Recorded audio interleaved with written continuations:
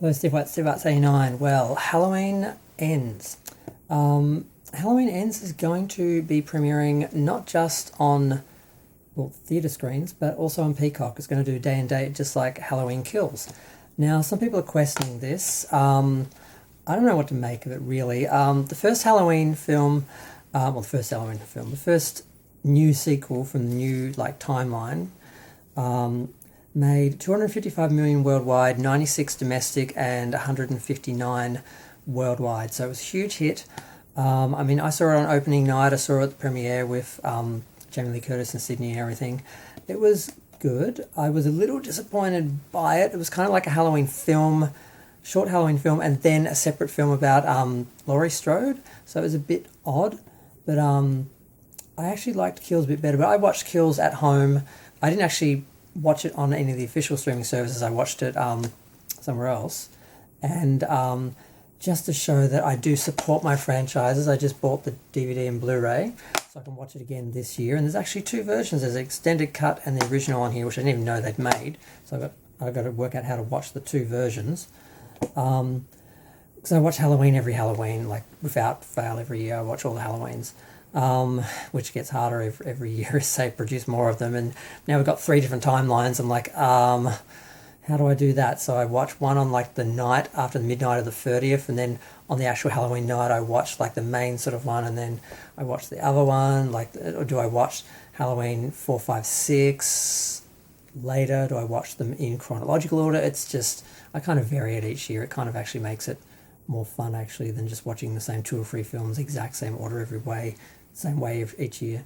But I don't know how this is going to go, because Halloween Kills made a lot less.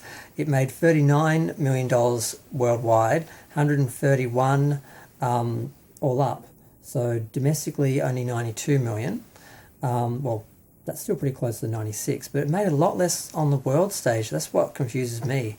I don't understand why streaming it in the US, they only lost 4 million at the box office, but they lost 120 million worldwide. I don't quite understand what they did there, but they lost a bunch of money. Now, apparently it got 2.8 million views in the first 30 days, and someone was saying it made $115 million on Peacock. I'm like, how did it make 115 million? I was trying to work out how it did, and that's all I could work out, how many views it got in the first month. It got 1.8 million, 1.2 million in its first premiere, and then 2.8 altogether for its first 30 days.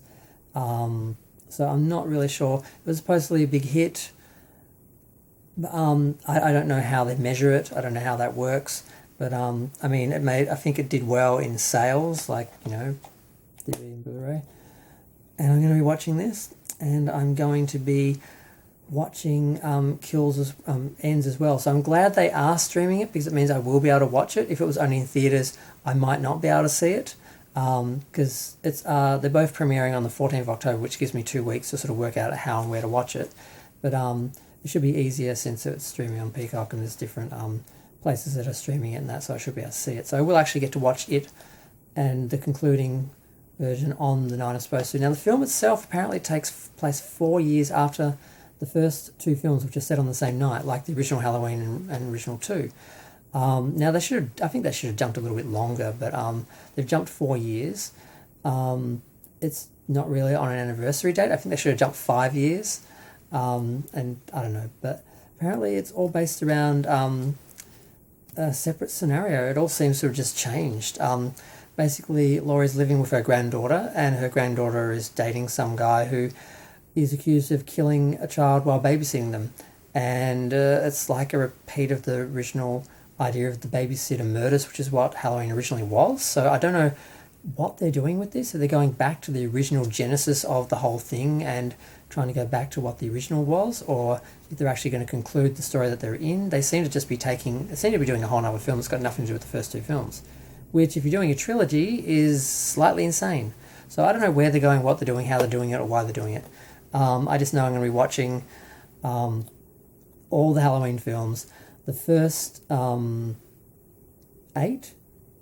and I always skip the Rob Zombie films, just like I'm going to be skipping the monsters monstrosity that he's made, because he's just a horrible filmmaker that makes trashy films that just are just woeful. But and then I'm going to watch the original Halloween again, the 2018 Halloween Kills. I don't know which version I'm going to actually pick for the night. And then I'm going to watch the other one probably after midnight, or try and just start it before midnight. So technically I've watched it on Halloween night, but I end up watching it, later. So I'm looking forward to it, but I'm worried about the box office, because if this second film doesn't do great as well, are they going to make more later? Because I would like them to do another series that just has another actress like Daniel Harris coming back and doing like something different, because they're not going to end the franchise, just this version of it. But we'll see. I'm going to go.